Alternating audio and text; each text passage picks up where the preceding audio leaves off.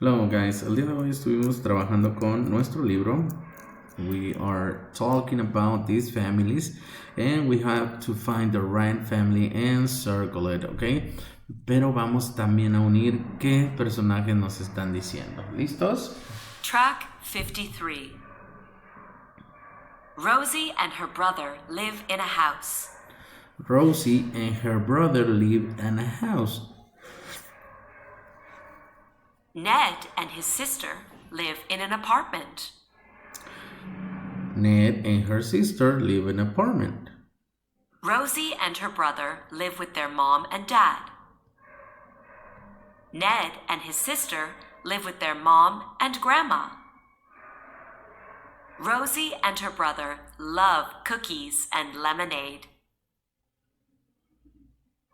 Ned and his sister love pizza and apple juice. Oh, they like pizza and apple juice. Ned and his sister have red hair. They look like their mother. Rosie and her brother have black hair. They look like their dad. Ok, ¿escucharon? Tenemos estos dos personajes, Rosie y Ned. Vamos a unirlos, vamos a unir con estos personajes que nos están diciendo. Por aquí tenemos a Rosie, que es la niña.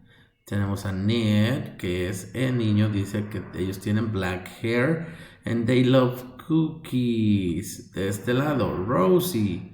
Aquí está Ned. Y dicen que a ellos les gusta mucho la pizza and juice. Muy bien. Vamos a estar practicando estas palabritas, miembros de la familia. Recuerden, dad, mom, sister, brother, grandma. Ok. Vamos a estar haciendo eso. Y por aquí pues vamos a seguir trabajando con nuestro libro. Esta fue la página que hicimos el día de hoy, page 77. Nos vemos el día de mañana, tomorrow, Tuesday. See you later. Bye.